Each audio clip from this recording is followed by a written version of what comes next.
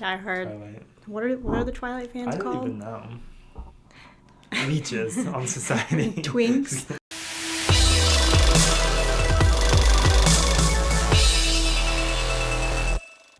Yeah, how does it feel to be the first reoccurring guest on Movie Roll Call? Privileged? Unsurprising. Not surprised. People usually always want me back, so Heck yeah. yeah. Okay, before we get started on our actual subject, we do need to talk about Hamilton as somebody who watched it for the first time last night. Yes, I cannot believe it's taken you 10 years to watch Hamilton. And I was thinking about it. I don't know why. I guess in your defense, it hasn't taken you 10 years because they only released it. You had to have gone to New York to seen it on Broadway. They didn't release it on Disney Plus until, I think, 2020. Like recently, yeah. So I guess 5 it's years, taken yeah. you 5 years to watch it. Yeah. I don't know. So when did you first see Hamilton? 2020. When they did the Disney Plus. Oh, okay. Yeah. I didn't see it. I feel like it was kind of a big, like, fad before that. Yeah, no, it took off when they went to Broadway. It was, like, the thing. Like, even because it came out and it debuted on Broadway in 2016. I was in high school. I was a senior in high school. Yeah. 2015. I was a junior in high school. And it was, like, people from my hometown were, like, paying a bunch of money to fly to New York to see it. I was a junior in high school. I didn't have that money to go do that. And people from my town I can remember people from my town buying like $800, $900 tickets to go see the original cast on Broadway. And of course, a junior in high school doesn't have that type of money. So, right. But the hype was real when it first came out, like even on stage. And then 2020 happened. Everybody was stuck at home. They released it on Disney.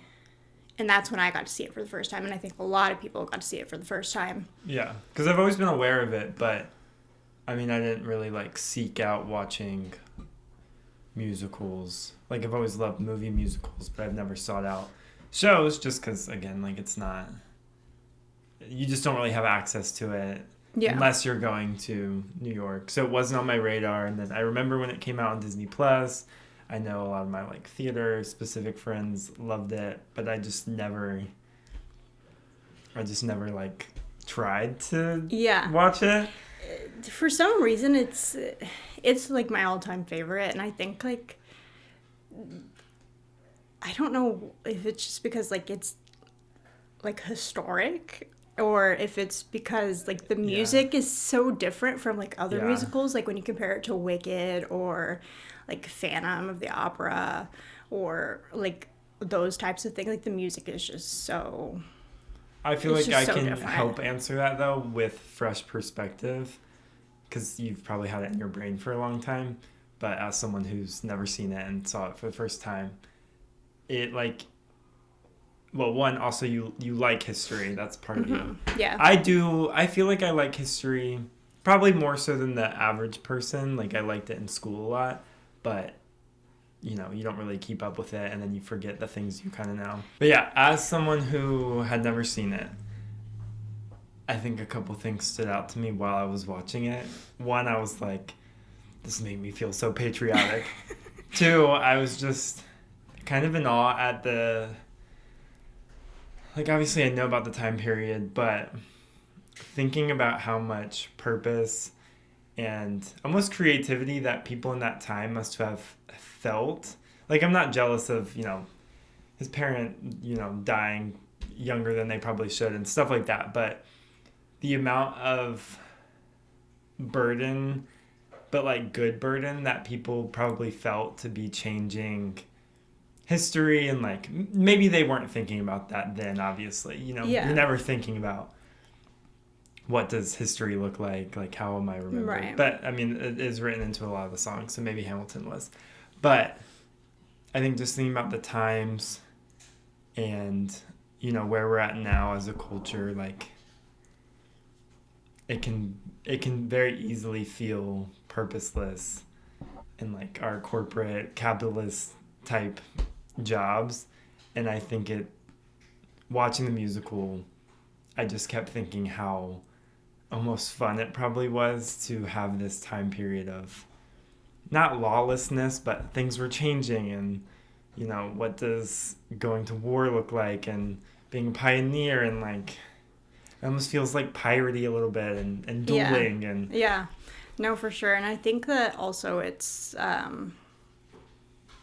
like, I think it also sheds a light on, and I think Lin-Manuel Miranda's, one of his purposes in writing this was it sheds a light on an emphasis that runs through the play, is that immigrants are a huge part of American culture. Like Lafayette. I mean, Hamilton was from the Caribbean. Like, he wasn't even from, where the other founding fathers were like white men, and he was, I think his dad was white and his mother was, I'm not even sure, but he was from one of the Caribbean islands, and I think that's a big emphasis also throughout the play. What is nationalism before you even have a solidified country?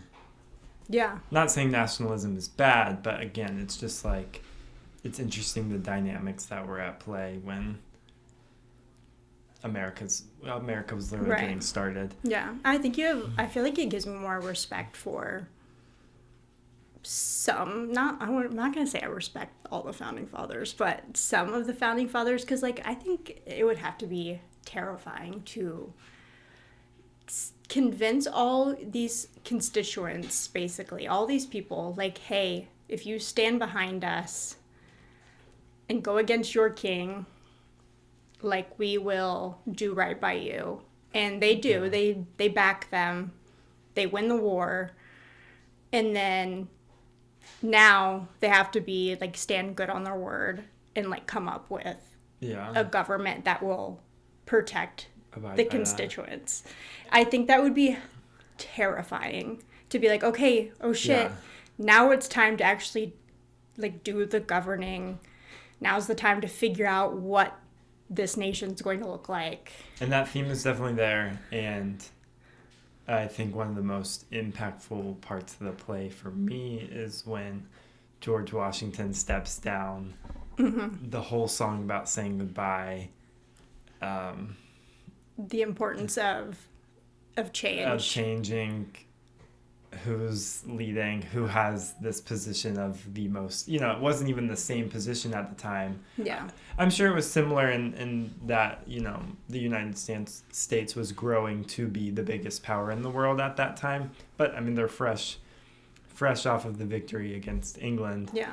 But still, like, George Washington having the humility to put that into place in the song, kind of encapsulating that. And it just being, like, an amazing song. Yeah. No. I love that part. I also really enjoyed the... they did it a few times, but obviously the hip-hop layers, but particularly, like, the bullet slowing down when he's about to be shot, and when the sun gets shot, and how they used I kept thinking about the circular rotating stage and how they use that to show time or flashbacks in a live production is, like, flawless. Yeah. It's so good.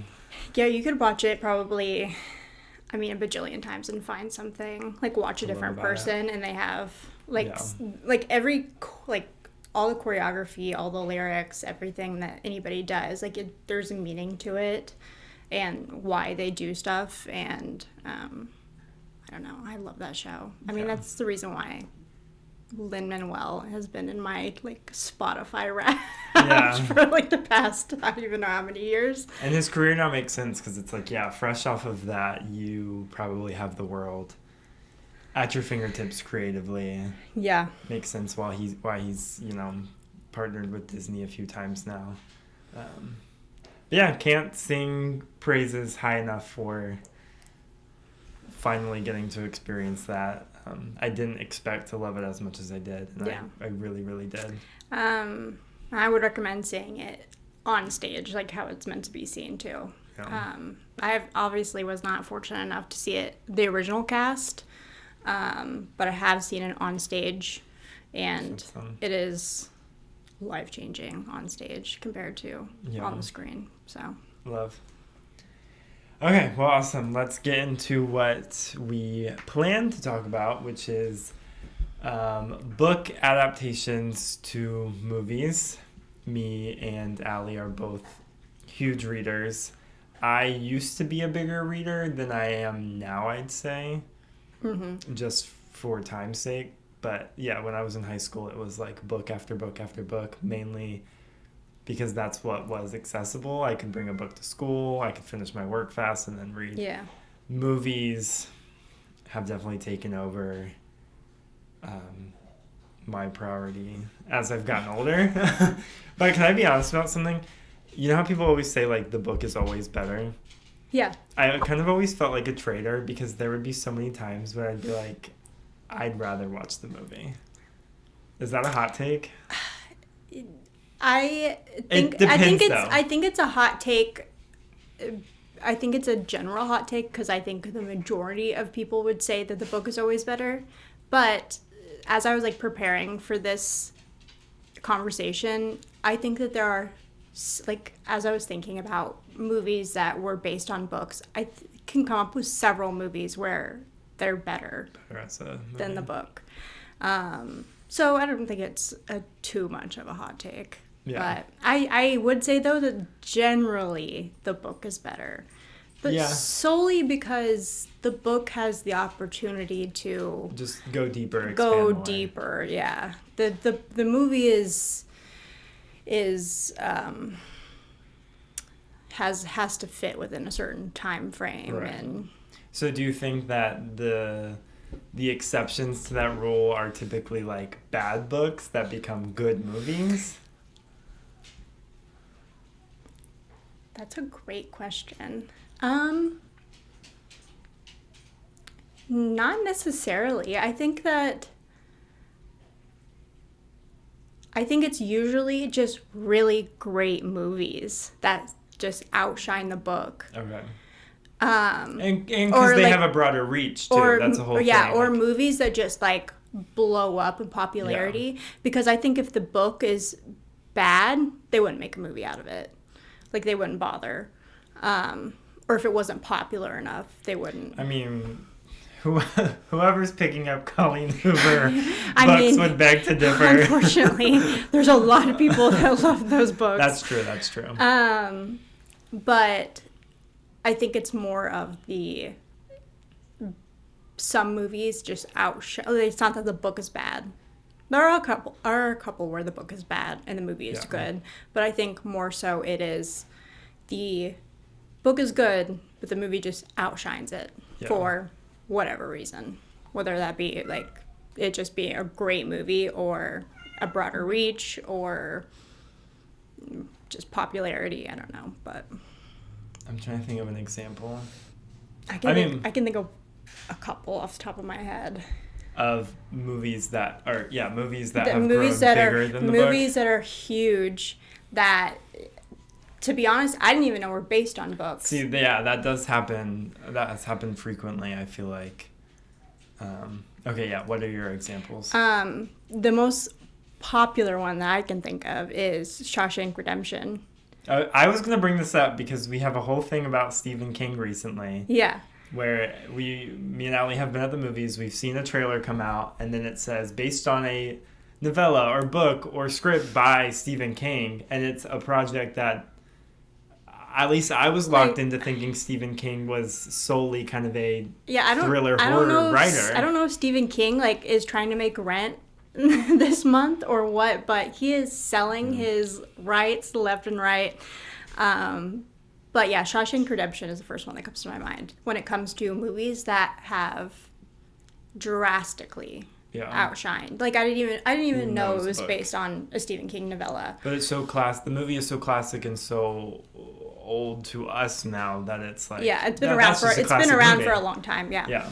Now maybe people thought differently when it first I don't even know when Shawshank Redemption came out, what year it came out, but maybe the year it premiered, maybe people were like, oh yeah, it's a Stephen King novella. Maybe maybe people were more aware of it. But at this point, Shawshank Redemption has been in the zeitgeist for so long that the novella has been long forgotten, it feels like, unless you're just diehard Stephen King fan. Right. But, and like, there's a couple other like Stephen King examples that come, like Stand By Me. I don't think you've seen that movie, which you absolutely need to. It is chef's kiss. It has River Phoenix. River Phoenix's first movie. Okay. It's based on a novella by Stephen King. It also drastically outshined it. So I'm looking up Stephen King's first book was Carrie in 1974. Shawshank. There's been a lot of Carrie adaptations, movie-wise. Yeah. Shawshank came out in 1994. Okay. So in terms of Stephen King's like career and legacy, 20 years is a good bit of time. Mm-hmm. Because I was asking myself the question, well, like, what was Stephen King's reputation in 1994? Like, was he well known? I don't really know the answer to that question. We can probably figure it out. But I think maybe that's why Shawshank has it was a surprise to us that Shawshank was written by him. Yeah. Because his name to me is attached to Carrie and It and Pet Sematary. That's what, like, I was saying, like, maybe in 1994, maybe they announced Shawshank Redemption. People were like, oh, yeah, it's the Stephen King novella. Yeah. And maybe now in 2020, our year 2025, we're like, oh, yeah, Shawshank Redemption. Yeah, we know that movie. People will just have to let us know because we don't know. Yeah. But yeah, I mean, the trailer for The Life of Chuck that came out this year, which we haven't seen yet. No clue it was a Stephen King. But it seems very wholesome, almost like Life of Walter Smitty type story. And we're like, wait, that's... The Long Walk that's about to come out. Which is apparently one of his first... Like, he wrote that as a teenager. Let's see when The Long Walk I guess was. I always associate Stephen King with, like, horror for some reason. Because I always associate... I think The Long Walk technically is. Yeah. Because I always associate him with It immediately. Yeah. Like, that's immediately the first thing that comes to mind. So The Long Walk was published in 1979, is becoming a movie. It comes out here soon. God, how old is Stephen King? This episode is just a Stephen King. Yeah. Lunch and learn, if you will. Stephen King is 77. And I saw where the only thing he asked them to change about the movie for The Long Walk from his original book was the speed in which the people walk. So The Long Walk synopsis... He was like, walk faster. No, he wrote that the characters needed to walk 4 miles per hour. You know the synopsis of the movie, right? Yeah. So, like, walk until you draw. Basically, the last person walking wins. Yeah. But in the movie, in the trailer, they say you have to stay above 3 miles per hour. So Stephen King apparently asked for them to reduce it from 4 miles per hour in the book to 3 because he's since learned that that's like an unrealistic... Like, nobody could walk that long, that fast, I guess. So kind of just like that funny... You write something as a young teenager and now you're 77 and they're making a movie out of this book from so long ago and you've already had probably 2 other book adaptation to movies in the past year. Like, yeah. I don't know. The Stephen King lore has thickened for me. I'm trying to think because I definitely haven't watched it. I'm not a horror movie person. I'm trying to think of what Stephen King movies I've seen. I've seen Carrie. A couple Carrie adaptations. I've seen it, but I haven't seen Carrie.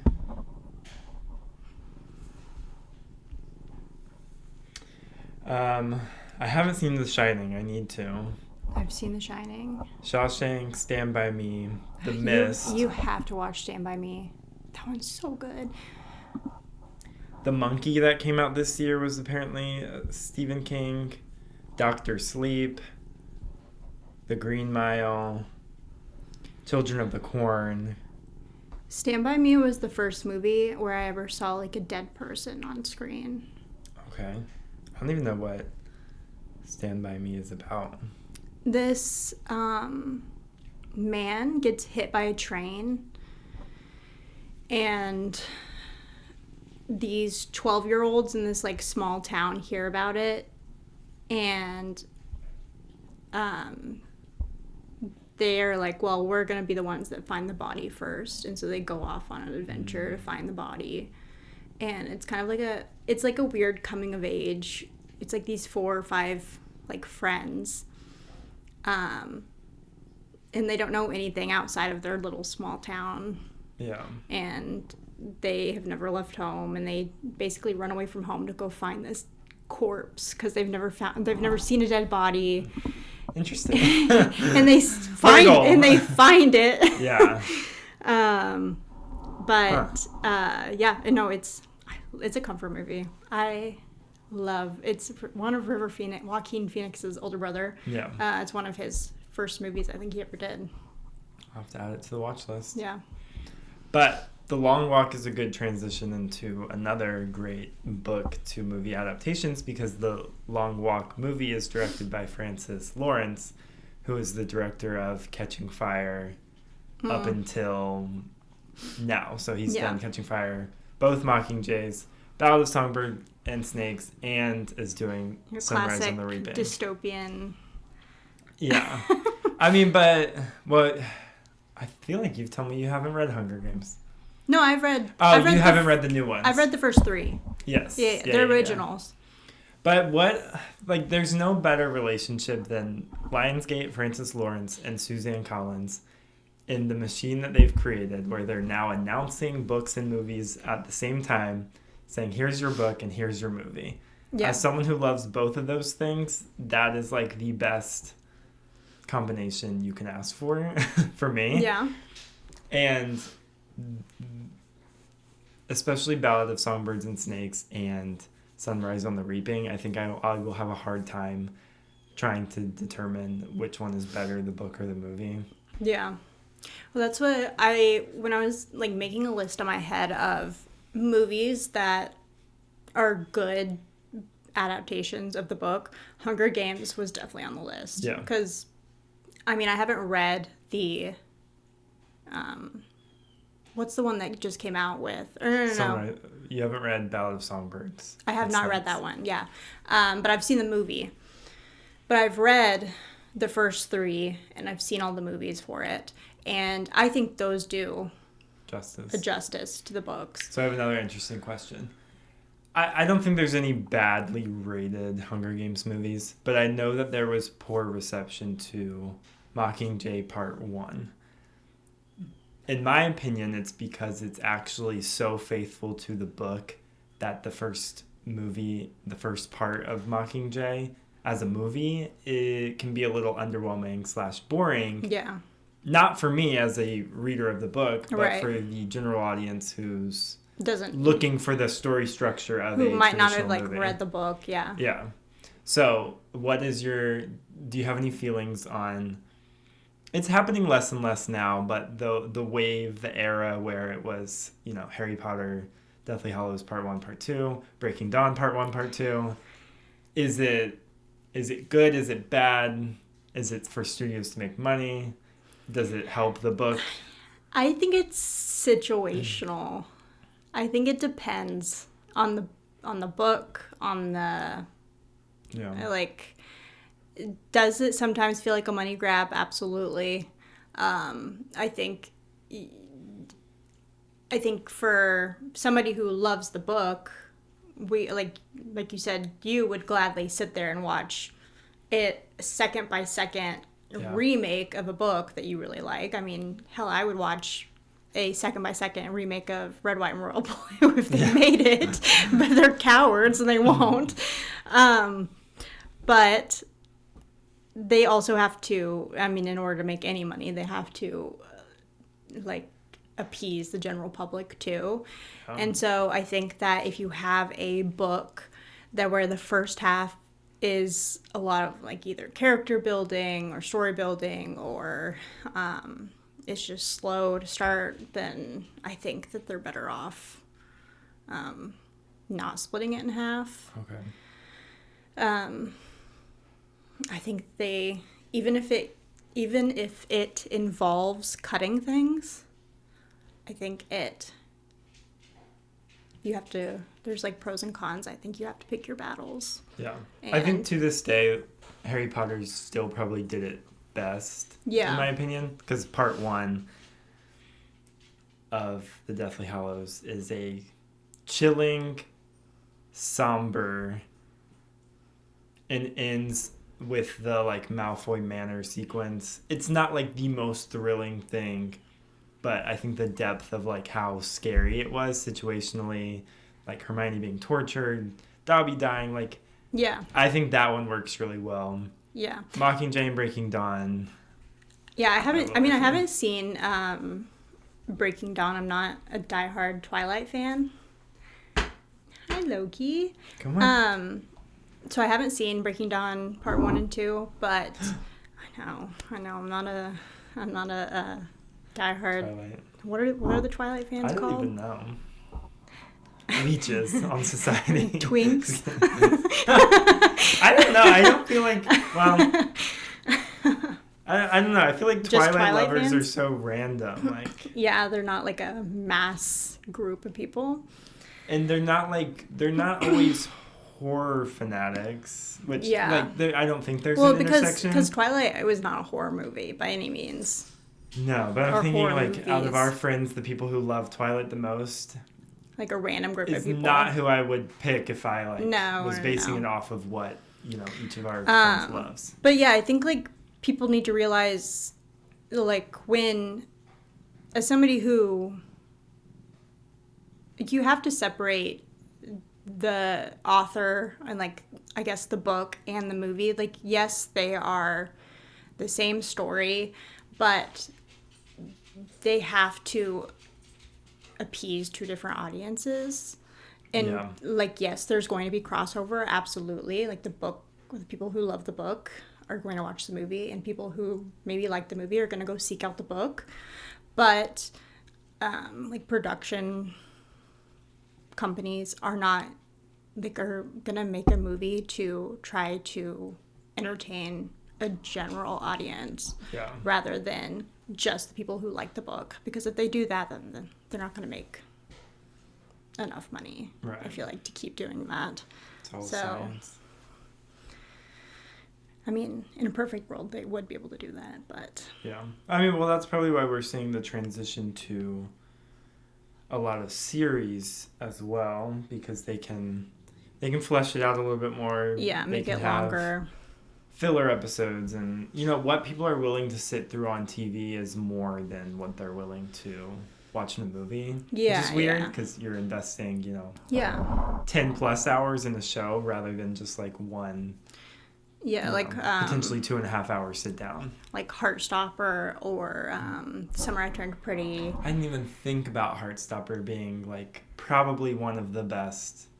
I haven't read all the comics. I love Heartstopper. I've read the first two, and they're graphic novels. They're not... Yeah, I've read the first volume. In season 1 to the first graphic novel...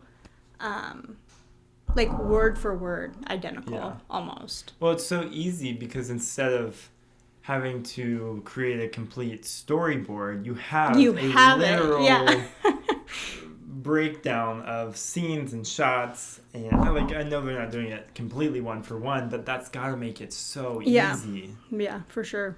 But yeah, I mean, that show is, like... I love Heartstopper. Crafted to almost perfection. Season 3 is probably my single favorite piece of media, which is crazy for me as, like, a huge Marvel stan to even say. But maybe I'm giving priority to the gayness. I don't know. Yeah. It is the most heartbreaking, but also, like, understanding and optimistic. And it's just so, like, I feel like I found myself, like, smiling the entire time. I mean, minus, like, the sad bits, but, like, you just feel like it's so cozy. Cozy is the right word. And I love to be sad almost, so sometimes It's not like you're smiling while watching it, but like the feeling of sad and seeing what they're representing so accurately too. Yeah, because I mean, like they're I mean, we're not at the age they are, but like watching these like children figure out themselves and going through things that like we did 10 years ago. It's just like, I don't know, it's heartwarming. It's so heartwarming. And they sometimes get flack from, especially even the gay community, for being quote unquote unrealistic, which I reject, because there's a ton of realistic things in there where, you know, they're addressing bullying and anxiety and disorders and all these different things. But also I think we need to be airing and creating media that is optimistic in the sense of how we approach. Well, also if you want something realistic, then like go outside in public. Like don't watch TV. Yeah. Like that's not... Yeah. And I love, but it's especially fun that each season of Heartstopper, even though the first season is centered around these two guys falling in love, I don't feel like season 2 and 3 is necessarily centered around the fact that it's about their sexuality. It's not even. It's about what they're experiencing as they grow up, and Charlie's different sicknesses and Nick navigating like all these different things. Like it's not the sole focus isn't this one thing that people try to box it into. But yeah, that is probably top of the list for it's a great adaptation. It's not a movie, but it is a great one. I'm trying to think of my other favorites. I mean, I made a list of my favorites. Some of them I don't know if you've seen, but I had to shout out some period piece ones. Okay. Little Women. I've seen it. Pride and Prejudice. The new one. Is there an old one? There's a few Little Women. The newest one is my favorite, with Timothy Chalamet and Hot take. That's it's so weird because she's 2 different ages, but as a longtime lover of Florence Pugh, there are scenes in that deserve to be known as her worst performance when she's trying to play a little girl at whatever age she was during that movie. Still great though. But Little Women, I wrote down for the 2 period pieces, I wrote down Little Women and Pride and Prejudice, specifically the Keira Knightley version. I've never seen it, but obviously as iconic Pirates of the Caribbean lover, I can be assured that she's amazing. We'll have some friends that will argue that the version with is it Colin Firth with Colin Firth as Mr. Darcy is better. If you're watching, you're wrong. It's not. Keira Knightley's version is much better. But that adaptation, I mean, Little Women and Pride and Prejudice are novels that have been around since, I mean, we're going on like a ridiculous amount of years. So there's been a lot of adaptations about it, or for it, but those 2 are my favorite. Have you read Wuthering Heights? I have not. Okay. I was going to ask if you have any hot takes on the new trailer. And no, I have not read it. They're kind of getting flagged. I own it, so maybe I will read it before the movie comes out. People are talking about how, though, like, it's in quotations, like, it's not going to be, like, a one-for-one adaptation of the book. It's going to be, like, a commentary on some, like, twisted meaning of the original. Speaking, like, going down that line, though, one that I haven't watched that's been on my list that I've, like, heard good reviews about is Emma with Anya Taylor-Joy and... who's the guy that's about to be in the Paul Mescal movie? Josh O'Connor, yeah. I've heard really good things about that one. Okay. Haven't seen it yet, though. I need to check that out. But that's another Jane Austen book.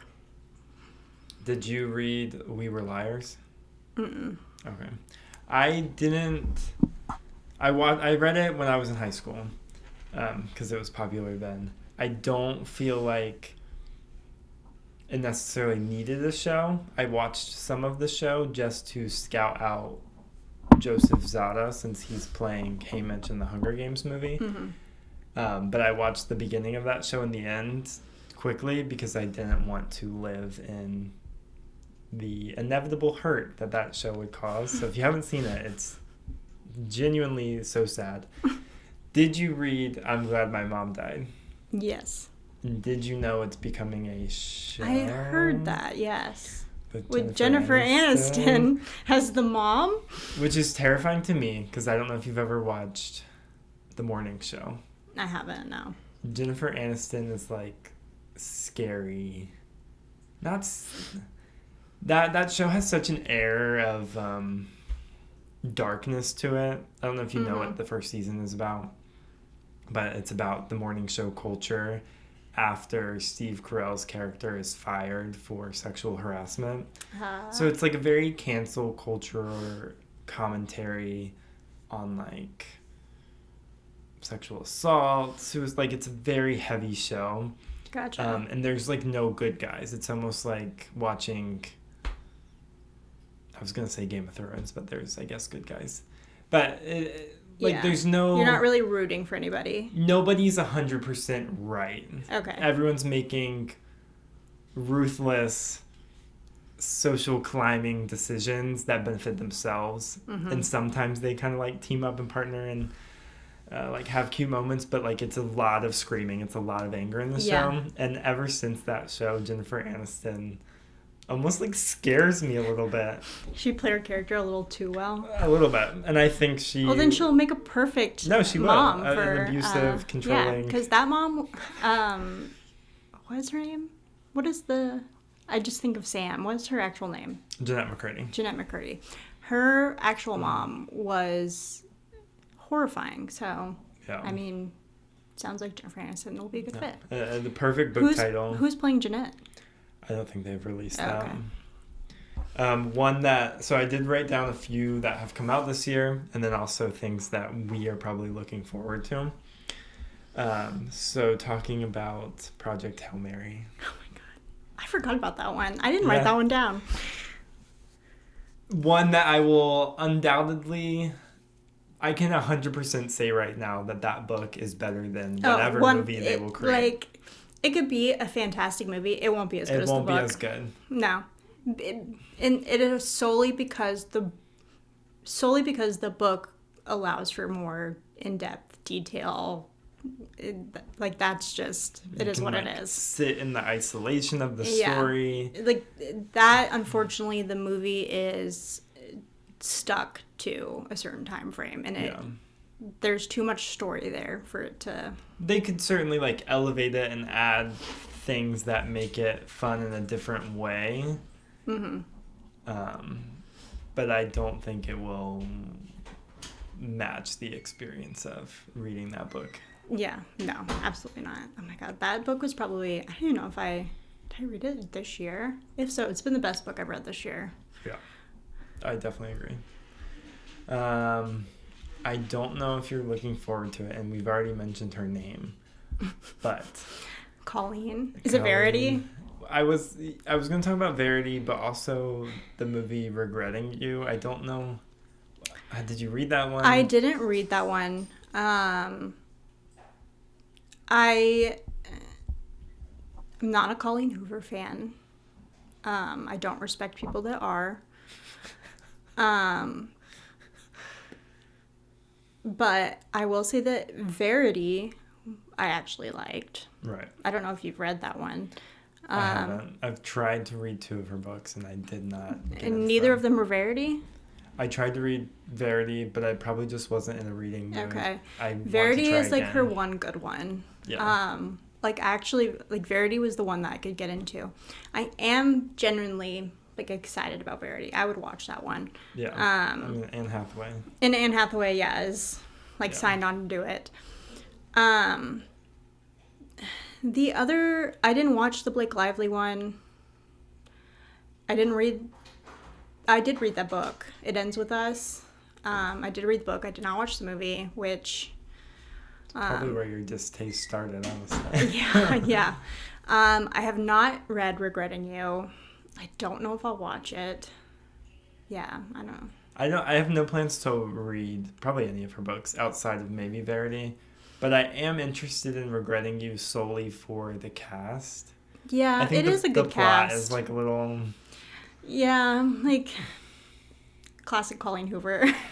Yeah, like just kind of a weird relational plot. But Dave Franco, McKenna Grace, and Mason Thames from the How to Train Your Dragon movie, and I believe they're dating in real life. McKenna Grace and Mason Thames. Oh, really? So I'm interested to watch it. I feel like that's a weird role for Dave Franco. It is. Yeah, I was kind of surprised to see him in it. Yeah. And honestly, they used a Noah Khan song in the trailer, so Yeah. maybe I will watch it. I'll check it out. Another one, I don't know if you're interested in this, but The Running Man with Glenn Powell. Didn't know it was a book, so might check that out. Oh, yeah, I had no idea. To me, it feels like Total Recall mixed with The Hunger Games, so I'm into it, and it has Coleman Domingo, so I will be watching. Yeah, I don't know. I don't see one. that one like particularly exciting you right off the bat, but no, I figured that's you'd definitely watch it. that is definitely not my type of movie. Yeah. That I would, but I mean maybe. I definitely don't see that. Like, I'm kind of surprised that was a book. Did you read People We Meet on Vacation? I did. I've heard that one is getting made into a movie. Do you know who the main guy is? No, I've not heard about casting. So it's Tom Blythe, who is President Snow. Yeah. And that'll be Ballad of good. Songbirds. Yeah, is that a good book? I haven't read it. Yeah, I really like Emily Henry. Yeah. All her books, really. She's Beach Read and... Yeah. Beach Read is my favorite by her. I was kind of sad that they weren't making that a movie. I think that is... Fact check. I'll be excited if they are. Beach Read is becoming a movie. Oh, thank God. That one's my favorite. I reread that one sometimes. It's like a comfort read. But People We Meet on Vacation is pretty good too. Yeah. Okay, I have one that is coming out, I think 2026 or 2027. You haven't read it, but I think I can say with certainty that I think this is going to be an example of a book that's not great, but will be a good movie. Okay. So Children of Blood and Bone. It is the author's first book published. It's, I guess, dystopian. It's like, I guess it's Afro fantasy. It's very reminiscent of most YA novels. But again, being her first book, it's not written to like the gods. It has its issues, but the cast for the movie is what stands out to me. Because I feel like we might be heading into like another Black Panther-esque type moment, given the cast, given the fantasy aspects of it. So let me just read you some of these. Have I already read this cast list to you? I don't think so. Okay, so this is Children of Blood and Bone. Damson Idris, do you know who that is? Yeah, from F1. F1, probably, in my opinion, one of my favorite parts of F1, and is a standout to me. Idris Elba. Okay. Viola Davis. Amandla Stenberg from The Hunger Games. She's Rue. She's in The Hate You Give. Lashana Lynch. She's from Captain Marvel. She's Maria Rambeau. The Woman King. She's in a few big things. Okay. Cynthia Erivo. Okay. Regina King. That's crazy, though. That's a big cast. That's a big cast. A lot of big names. Star-studded. A classic book I've never read, but is becoming another adaptation because it's been adapted probably hundreds of times at this point. Frankenstein. But I am excited because it's Guillermo. It's Jacob Elordi. I'm it's excited Oscar for Isaac. Frankenstein. I think Mia Goth is in it. Well, I mean, technically, if we're talking about, this is getting a little loosey-goosey with the book rule, but the Odyssey. Oh yeah, yeah. Was it technically ever a? I guess it's a book, but it was like word of mouth until somebody wrote it down. Right. That one, I don't know if it's appropriate to even doubt Christopher Nolan. Do you have any of that with this movie, though? Any doubt? Yeah. No. I think it's gonna be fantastic. I guess the only reason I think say that... I think it's the Odyssey is a lot. So, like, that story, I don't know if you read the Odyssey in school. I know, like, bits and pieces of the lore. We had to read the Odyssey. I did read it, but I can't remember. We had to read the Odyssey when I was in high school. And it is a massive, like, project to take on. So I think if anybody could do it, it would be Christopher Nolan. So I, like, have all the faith in him to be able to accomplish it and do it well. But it is a big bite to chew, if that makes sense. I guess the only reason I say that is because all of his movies, for the most part, I guess Oppenheimer is considered like a period piece, and so there's different wardrobes, and it's shot differently than maybe like Interstellar and Inception, like, which feel so infused with technology. Like, I kind of associate him as a director who is in this sci-fi realm, and so this seems like a change. Well, he did Dunkirk. Have you seen Dunkirk? I actually have not watched Dunkirk. Oh my god, Dunkirk is so good. And it's World War II. What's so interesting is seeing the font for the Odyssey, and it's not like... The font of the poster does not indicate that this is like a period piece. Right. And now that I'm looking back on it, Dunkirk has the same blockiness. I think Interstellar is the only movie I can think of his that has like it's very skinny letters. But a lot of his movies have a similar font. Yeah. Not that should like dictate my concern. Yeah. I don't have that much concern. I'm just like cautiously... Like, most people that went to like a public high school should like be able to see the word Odyssey and know that it's a period piece. Right. Like, the font shouldn't throw you off, but yeah, no, that is true. Like, it's not it's more so just interesting. It's not a modern font. Or it's not, it is a modern font. Yeah. But yeah, you should watch Dunkirk. Dunkirk and Stand By Me.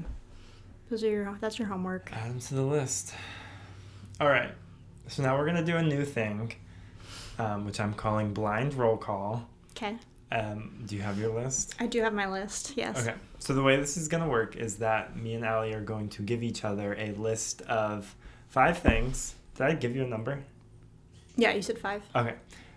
Perfect. I was like, I hope you said 5, because that's what I brought. I know, I was like, wait, what if I said like 10? We're going to give each other a list of 5 things, but in consecutive order, so we have to rank that thing immediately and then move on to the next thing completely blind. So by the end of the list, something could be in spot 2 that you wanted in spot 5 if you had known the full list. But you can't move it around. You're stuck with it. You're stuck, and then you can tell me if you forever hate yourself. And then we're going to get the list tattooed on us. So this is the permanent record here. Do you want to go first? Sure. Okay. So I didn't know how we wanted to... So, like, do you want to blind rank these as in, like, rank them as your favorite, or rank them as, like, which ones you think are best, like, in general? Because you could think... Like, you could prefer a movie that isn't actually very good. Yeah, I'll go off of... Which one do you want to do? What I think is best to worst. Is that what you're asking? Yeah. Like, do you want to do personal preference, or what you think in general is best to worst? I mean, I feel like they would play into each other. Like, okay. Even if I like something, but acknowledge that it's... bad, you would still rank it lower? No, I might still rank it higher. Like, if you were, like, if I were to give, like, Cocaine Bear, for instance... You know that's a horrific movie. Right. But if you were to love it, would you put it at number 1? No, but I need a better example of something that I love that maybe isn't regarded as maybe the best. Does that make sense? No. I'll just read off I'll just read off my list, and you can do whatever the hell you want to do. Well, if your intention was best to worst, then that's what I'm going to do it. That's my intention is best to worst. Okay. Do whatever you want with that. Best to worst, my subjective lens. Yes. Okay. Blind rank these Disney movies Okay. that are based on books. Okay. Okay. What's the first one? Give it to me. It's actually a crazy. Well, fun tidbit. A lot of the original Disney movies Are gothic. all based on like really dark, scary books, Yeah. and I feel like Disney has like strayed away significantly in the past like 10-15 years from adaptations and have like focused more on original stories. Yeah. But anyway, all right, number one. Well, I guess not number one, but first one. Peter Pan. Peter Pan. I mean, there's a lot of nostalgia wrapped up into Peter Pan for me. Probably like my favorite original Disney movie. I'm gonna go with. I'm gonna go with 3. I'm gonna put it right in the middle. Okay. I wrote down a little fun fact about it. Peter Pan and Wendy, or the novel, Peter Pan, the Disney movie, was based on Peter Pan and Wendy by J.M. Barrie, which was published in 1911. Oh, wow. All right. Second one. Holes. I recognize that Holes is a pretty good story, and I feel like it is beloved by people of our generation. But Holes kind of scared me as a kid. I loved Holes. Like, it's good. Like the love story between Sam and Kissing Kate, where he was like, I can fix that. And he goes to her one-room schoolhouse. Iconic. Yeah, it had like a dark aura for me as a kid, and I don't know why. I mean, the lizards, like the poisonous lizards. Just a lot. I don't hold that one like with particular like admiration in my heart, so I'm gonna go with 4. Okay. That book was published in 1998. Nice. Tarzan. My Sexual Awakening.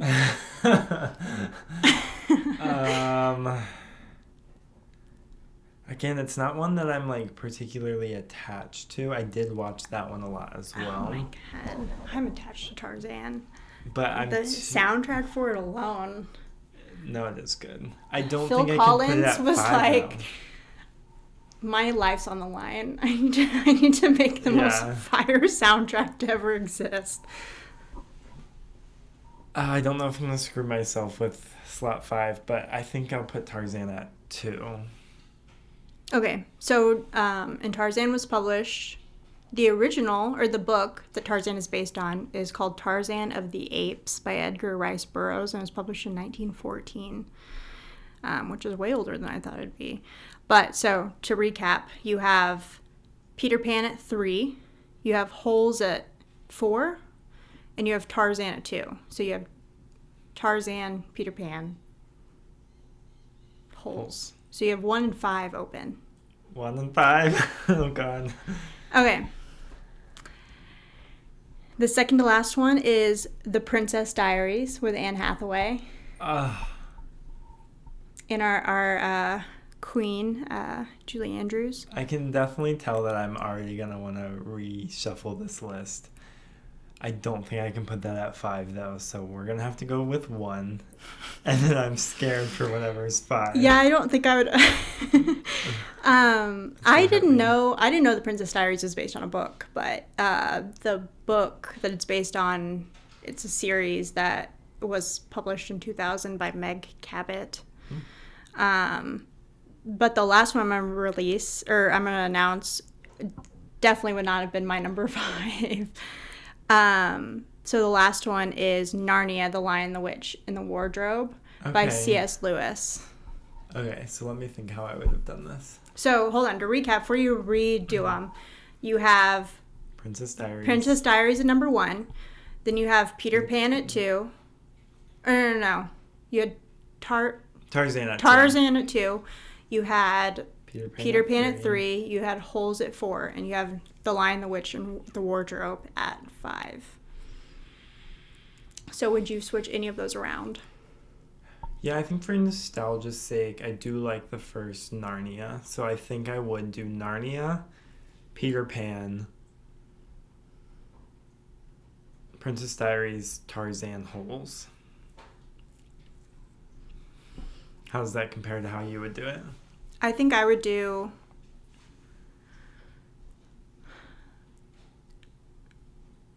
I think I would do Tarzan, Peter Pan, Narnia, Princess Diaries, Holes. I think Holes would also be my last. Yeah. Okay, pause. Before we do mine.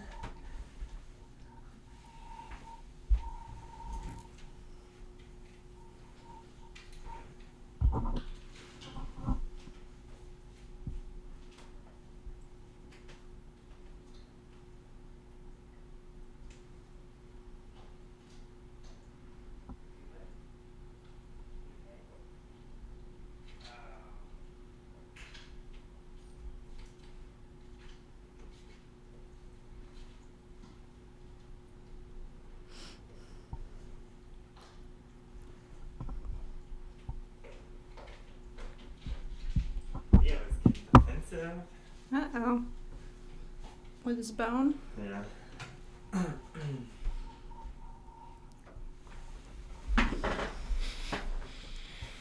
All right.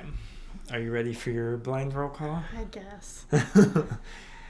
Similar. It's going to be probably best to worst or what you enjoy the most. Okay. So in your subjective opinion, rank these from like most enjoyment to least enjoyment, best to worst, however you see fit. Okay. Okay, so first one, it's red, white, and royal blue. Wait, is there a category to this? Oh, sorry. These are just General? just general book to movie Okay, adaptations. All right. Gotcha. Red, white, and royal blue. And okay. it doesn't necessarily have to be about if it's a good adaptation, Right, but just like... in terms of the film. Yeah. Okay. Okay. I loved Red, Red, White, and Royal Blue. I can acknowledge that it wasn't the best of movies, but it was a comfort movie. I've seen it probably more than I've seen any other movie to ever exist. I'll put it at 3. Okay. I'll play it safe and I'll put it at 3. All right. Because it's definitely not the bottom for me. Yeah. It would never be. All right. Catching Fire. I'm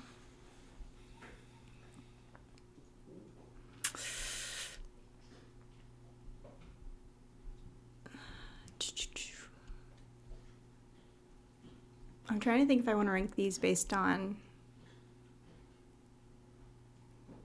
if I like them or not. Yeah. You know what? No, I'm just going to do it solely on if I like them or not and how good the movie, or not how good the movie is. Catching Fire, I'll put at... You know what? I'm going to put it at 5. Okay. Because I don't care about the Hunger Games. I acknowledge it as a good movie, but I don't care about the Hunger Games. No, I kind of figured that might happen. Next up. A Man Called Ove. Oh, I love that movie. / A Man Called Otto. Yeah. With Tom Hanks. That's such a sad movie. Let's see here. I don't like it more than Red, White, and Royal Blue. I'll put it at 4. Okay. Oh no. Next up. It Ends With Us. No! I haven't even seen that movie. I guess I'll put it at 2. Yeah. You will be satisfied with your number 1. Okay. Nickel Boys. I would have put Nickel Boys at 1 anyway. Okay, let me guess your order. Okay. I think that you actually would have done, so as a recap, you had Nickel Boys at 1, It Ends With Us at 2, Red, White, and Royal Blue at 3, A Man Called Otto at 4 and Catching Fire Catching at Fire 5. at 5. Yep. I think you actually probably would have done Nickel Boys at 1. Yeah. And then it's a toss-up, but I'm going to say Red, White, and Royal Blue, A Man Called Otto, Catching Fire, It Ends With Us. Yep, But exactly. Maybe I swap 2 and 3. No, I think you got it perfect. I think I truly would have just taken It Ends With Us and dragged it to the bottom and shifted all the rest of them up. Yeah. Yeah. I haven't seen that movie, nor will I. So. Oh, yeah. Yeah, we didn't talk about Nickel Boys, but... Yeah, I completely forgot. Like, I think it's a book you love and it's a movie you love, right? Yeah, no, that one is like... It's hard to pick. I mean, like, the book is better solely because back to the whole it has more detail, etc. But both, like, 5 stars for the book, 5 stars for the movie. I love both of those. I would recommend both of them. And the movie is, if you haven't seen it, the movie is a very uniquely made film because it is in first-person perspective. So it's a film. You're watching it from someone's point of view at any given time. It's almost like a video game where you're the main character. Yeah. And it can honestly take a second to get adjusted to. I still, to this day, don't know if it was, like, the best decision, but it certainly, like, puts its stamp on the film as bold. It's a really good film regardless, but it's a very interesting way to shoot a movie. Yeah.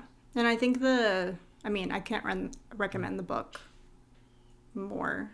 I think it tells a very important story that doesn't get told often enough about crimes against people that happened in the South. Like, not even that long ago. Right. I mean, those people are still alive. Yep. So. Go check it out. I love Nickel Boys. I can't believe we didn't talk about the worst movies. Oh, I mean, what do you have? I made a list of the worst movies. Hold on. Let me just read them. Worst book to movie adaptations. Like the worst movies that were books, yeah.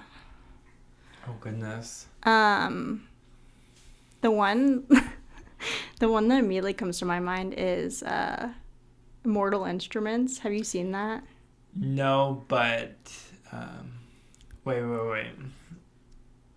It's like basically Shadowhunters? Yeah. But Shadowhunters is a TV show, which is also bad. They're both pretty bad. But they made a movie. They made one singular movie. Kate McNamara or whatever her name is. Well, that's the show lady. That's the show. Lily Collins. Lily Collins. That movie, and they have like a Demi Lovato soundtrack. It's horrific. Yes. That's probably the worst movie adaptation I've ever seen of a book. Insurgent would be on the list for me. That's what I put, like the Divergent series, probably the whole thing. The Giver. I don't know if you've read the book or seen the movie. Yes. Terrible. I don't think I did see the movie because I heard that it was so bad. Yeah, it was really bad. Those are the ones I put. Oh, I don't think you've read them, but Percy Jackson, the Logan Lerman movies, despite my love for Logan Lerman. When I was researching, that one came up a lot. I haven't read the books or seen the movies, so. It is egregious, the things that... I think it's egregious in general when you take a written out plot of a book and you make, like, insane changes. Because why? Yeah. Maybe you take a creative liberty here and there that suits the movie narrative, but to change like plot points, like drastic changes, you're just setting yourself up for immediate disappointment, especially when you're talking about a property that is geared towards kids. Yeah, there's nostalgia. It's just a certain way in people's brains. So it does not shock me that Percy Jackson is on that list.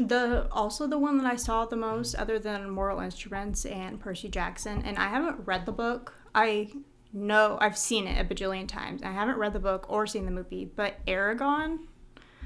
Yeah. Like the book cover is just like a big dragon head, but that one when I was like researching was like a super common. Like people were like, "Don't bother with the movie. It was terrible." Yeah, I don't know that movie was made at the right. You know, I say that, but Lord of the Rings had no problem being adapted in the era that it was as a movie. Yeah. But yeah, I've definitely heard that. Yeah.